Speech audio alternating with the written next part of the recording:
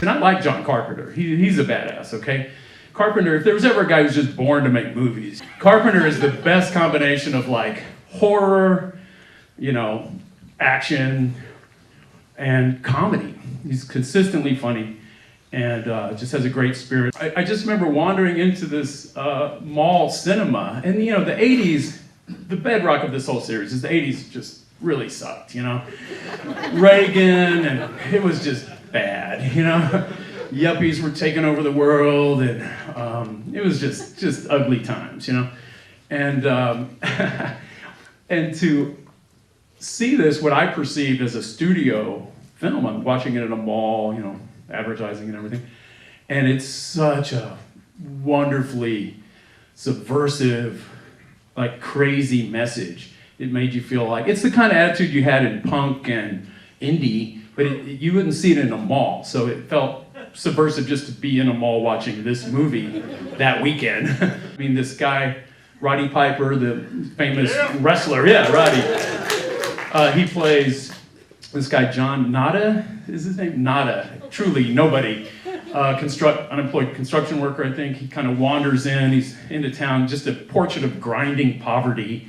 And, you know, the world is really ugly.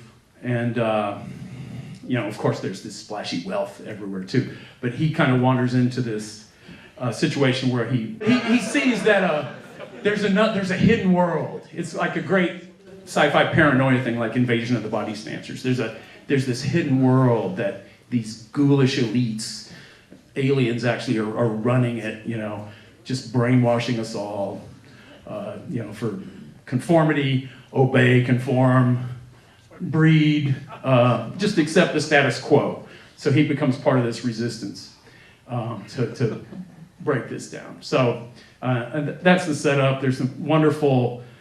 There's this one kind of crazy fight sequence that I think he gets his money's worth out of Mr. Piper. It goes on forever. It's kind of ridiculous, but it's kind of brilliant, subversive too, because he and Keith David, who they're friends, they're comrades in the battle, but they're fighting over, I forget what, but they had this long fight, and it's like, we're eating ourselves. Why don't we gang up? You know, so I think he's saying something there, but it is kind of, it's a lengthy fight. Anyway,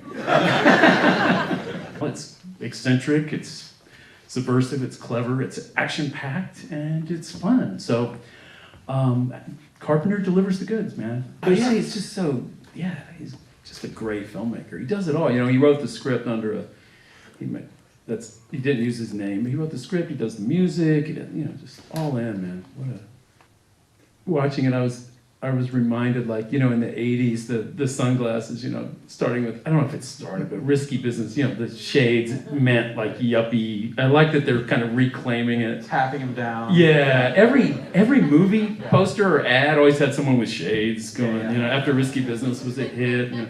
Talking about it before, you know, when I saw it, I thought this was a big Hollywood film, but, you know, we were talking before, and knowing Carpenter's career a little more now, he was on the outs, right? This was pretty low budget indie thing, even though it got distributed a little more wide. You know, his indie spirit kicks in, takes a low budget. He can't afford Kurt Russell, I guess. He gets Roddy Piper. But yeah, this is just, it's admirable that you can just feel his, you know, I don't know if it's just anger or just, like he said in that quote I read before, you could tell he just had something to say. It was just a big fuck you. And he says it with such oomph, you know. I forgot all the body count, you know, the violence. That was so good. Lots of guns, lots of blood. A lot of those things to kill, man. You got a lot of them to. I think he's good. Yeah. Other people bag on him, oh, not much of an actor. He's totally effective. I think he works, and they look great together. I guess Carpenter was kind of having that divorce from Hollywood, and I think he had such an attitude. He never really went back so much. I just want to thank John Carpenter. You're who he made this for. Yeah, exactly. I promise you. I was older, you know, when I saw this, whatever, 27, you know, I was kind of like, oh, I wish I was a teenager watching. I mean, I loved it, but I was like, I really wish I was 17 watching this for the first time. That's what's so badass about this, because people joked about it, or they joke about yuppies, and they, you know, made these kind of vapid comedies about it. But this is in the 80s, in the Reagan era. It was bad. It was really, that's what makes this so bold at the time.